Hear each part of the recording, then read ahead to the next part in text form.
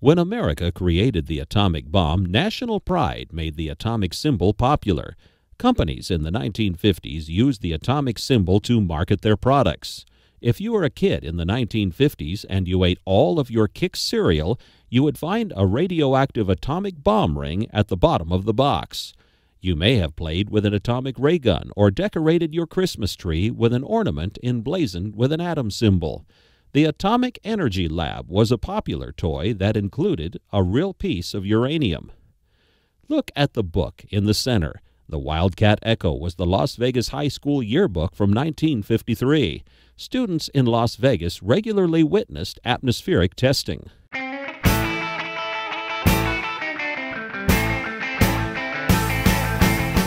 Atomic hairdos, cocktails, and songs were all introduced into American culture.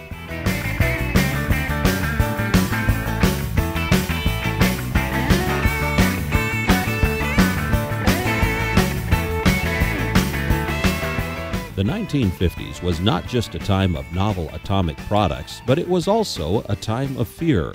U.S. citizens were petrified at the prospect of an atomic attack on U.S. soil by the Soviets. In response to this national fear, the Office of Civil Defense published literature on how to survive an atomic attack, displayed on the right side of this case. The Office of Civil Defense also played public service announcements, like this one, to educate the public on what to do in case of an attack. Our cities are prime targets for atomic attack, but mass evacuation would be disastrous. An enemy would like nothing better than to have us leave our cities empty and unproductive. If an emergency should come, our factories will be battle stations. Production must go on if we are to win. Our offices and homes will also be posts of duty, not to be deserted. With the knowledge of the first atomic explosions to guide us, our chances for survival will be far better than those of the people of Hiroshima and Nagasaki, if we act on our knowledge and are prepared. The first job is to look over your own home for shelter possibilities. If you live in a private home that is well built, the cellar is the safest place to be. The lower you get, the more barriers there are likely to be against blast, heat, and radioactivity. Select the basement wall nearest the probable target area of your city. If the house is blown over, it will most likely fall away from this wall. If you have a workbench or strong table big enough to get under, move it into your shelter area near a wall or strong supporting column. If the time comes when you actually have to take shelter, lie under the table.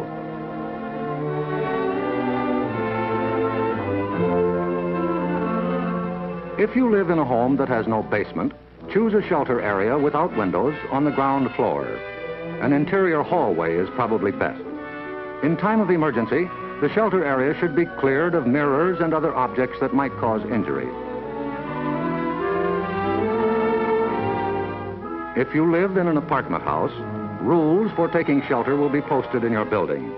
Learn them. Also, learn the location of public shelters in areas where you work or frequently visit. There are many things you can begin doing right now. Fireproof housekeeping is one, so clean up that attic. Keep waste in covered containers. Don't let trash pile up in the yard. Set aside a small supply of canned goods. They're safe from radioactivity. Have a good flashlight on hand. Electric lights may go out. Keep a first aid kit and learn how to stop bleeding. Make a habit of keeping a bottle of fresh water handy. A radio will be important for receiving vital instructions. Finally, prepare the shelter area and collect all necessary shelter equipment. Look at the timeline which runs along the walls through this gallery. The world events on the top section corresponds to the nuclear testing events in the middle blue section. Pop culture events are listed in the bottom section. Take your time and enjoy this section of the timeline that covers the period of atmospheric testing from the 1940s to 1963.